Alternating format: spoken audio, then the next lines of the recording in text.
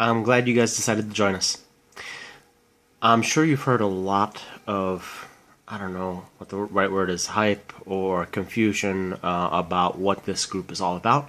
So for this first meeting, I thought that I would go over what we're going to do, what we're about, and what you hopefully will gain from the program.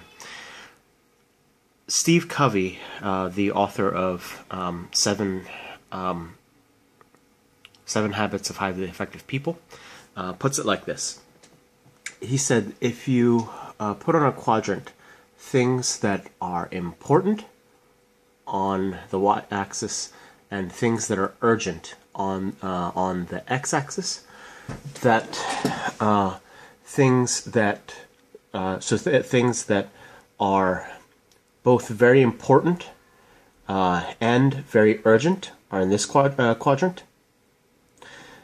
Things that are urgent but aren't that important are in this quadrant.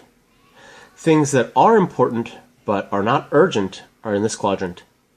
And things that are neither important nor urgent are in this quadrant.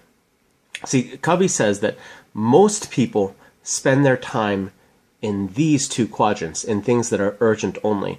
They spend time on things that are both important and urgent, which rightfully they should do, but a lot of people spend a lot of time on things that appear urgent but aren't that important.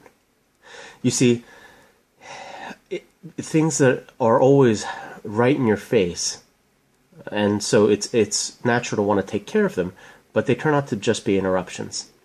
And then a lot of people spend time on things that don't really matter that much. We'll put television, video games, things like that in this quadrant. They're not urgent or important. And a lot of people, sad to say, ignore this quadrant almost altogether. This quadrant are the things that are not urgent, right? And you're not naturally led to do them because you're burned out from doing these things, right? They're things like planning, thinking about the future, thinking about who you are, what you want to be, that are vitally important for who you want to be as a person, but they're not urgent, so they get ignored a lot. This is where we're going to spend almost all of our time, is the things that are not urgent but are really, really important. Today, I want to talk about two things, really. I want to talk about truth, and I want to talk about identity. First, let's talk about truth. So, one, I want to make you realize that everybody has absolute truth claims. Everybody believes something. So I've heard people say that, for instance, absolute truth claims are constricting and it marginalizes people, it separates people. Absolute truth claims are bad. But of course, by saying that itself is an absolute truth claim, the absolute truth claim that all truth claims are the same is itself an absolute truth claim. I heard the analogy that, for instance, searching for God is like a whole bunch of blind people groping around an elephant. So one blind man feels the trunk, and they're like, oh, it's long and flexible, and another man feels the legs, and he's like, no, this is what an elephant is like. It's really strong and solid and wide. Somebody else feels the tail of an elephant, and they say, no, it's really thin. And somebody else feels the side of an elephant and sees how big they are. Somebody else feels the ear and said, no, this is what God is like. So all religions are like these blind people who are all groping around the same God, looking for truth. But you see, the only way that you'd be able to see that is if you alone could see and everybody else was blind looking around. And that's the claim. The claim is that I alone can see, and I, by being able to see, can see that all of the religions are pretty much the same. Now, it's fine if you believe that, but you have to understand that this is an absolute truth claim. It is important that you try to see through things, certainly, but you have to see through things in order to see the truth of things. It's important to be able to see through a window. It's good that you could see through a window, but only so that you can see what's behind the window, or so that the sun can come through the window, right? If you could if you could see through absolutely everything, if you could see through everything in the world, it's the same exact thing as not being able to see.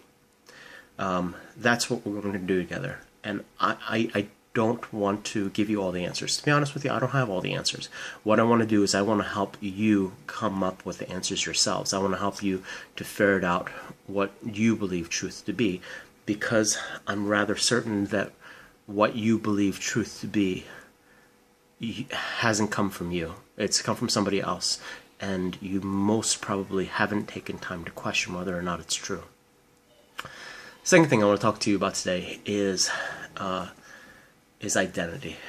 Now, you're at the age where you have the wherewithal to be able to question truth. You're able to think about thinking for the first time, and you're able to choose, to a certain degree, what you want your identity to look like.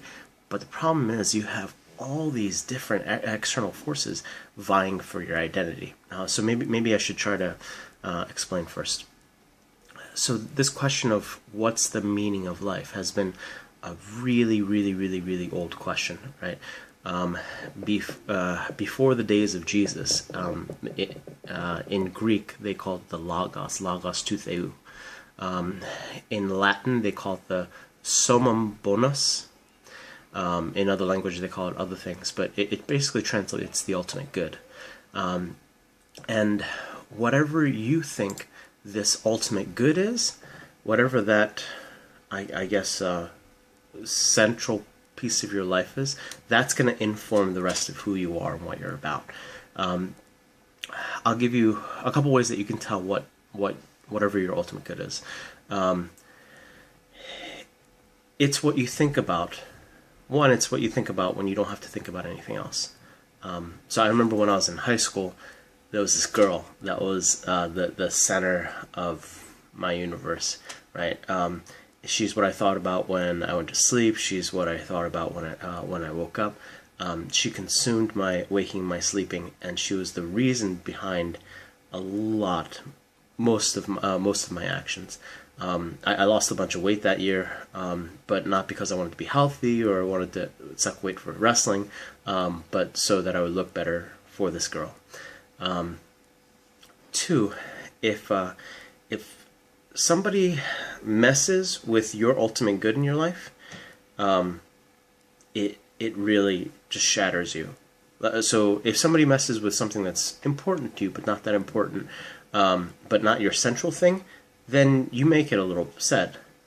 But if somebody messes with your ultimate good, you're undone by it, right? You either go into this incredible rage, right, or you're filled with this deep emptiness. So I remember with this girl, I was a geek, right? So I wrote a computer program to ask her out for homecoming or something like that. She would play this little video game, and then at the end of it, it would pop up, "Hey, do you want to go to homecoming with me?" or something stupid like that. And she never beat the game. It was apparently buggy. And when I finally sacked up and asked her out, she had already decided to go with somebody else. And I remember my little 15-year-old heart just sank